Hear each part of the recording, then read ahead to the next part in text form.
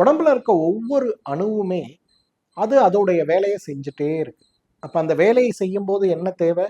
அதுக்கு தேவையான பிராணசக்தி தேவை, அதுக்கு தேவையான சக்தி தேவை. அது இயங்குகின்ற நேரத்துல உருவாகக்கூடிய கழிவுகளை உடம்பை விட்டு அணுவை விட்டு வெளியில அனுப்புறதுக்கான பலம் தேவை. இந்த 3 விஷயங்களும் சீராக நடந்ததுன்னா நம்ம உடம்புல வியாதிகள் ஏற்படுவதற்கான வாய்ப்புகளே கிடையாது.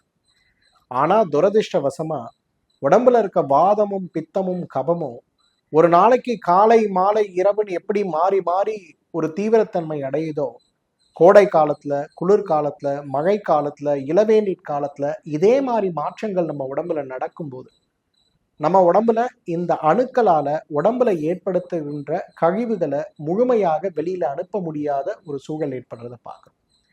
அப்ப உடம்பை விட்டு வெளியில கழிவுகள் போகாத நிலையில என்ன ஆகும்? புதிய அணுக்களுடைய உற்பத்திகள் குறைய ஆரம்பிக்கும். அந்த உற்பத்திகள் குறைய ஆரம்பிச்சா உறுப்புகளோட செயல்பாடுகள் குறைய ஆரம்பிக்கும். அப்ப நம்ம உடம்புல நிறைய நோய்கள் ஏற்படுவதை நம்ம பார்க்கிறோம். அதனாலதான் நம்ம முன்னோர்கள் என்ன பண்ணாங்கன்னா, மஞ்சளை தினசரி உணவுல நீங்க சைவமோ அசைவமோ என்ன செஞ்சாலுமே சரி, மஞ்சள் இல்லாத ஒரு சமையல் நிச்சயமாக நம்ம கலாச்சாரத்துல கிடையாது. அப்ப மஞ்சளை சமையல்ல சேர்க்கும் போது உடம்பில் இருக்கக்கூடிய கழிவுகள் வெளியேற்றப்படுது, உடம்பு ஆரோக்கியப்படுத்தப்படுது. அப்ப நோயற்ற வாழ்க்கை சாத்தியமாகிறது. இப்ப நிறைய பேர் கேட்குறாங்க என்கிட்ட, சார் நம்ம மஞ்சள் போட்டு தான் சமையலை செய்யறோம், அப்புறம் ஏன் நோய் வருது?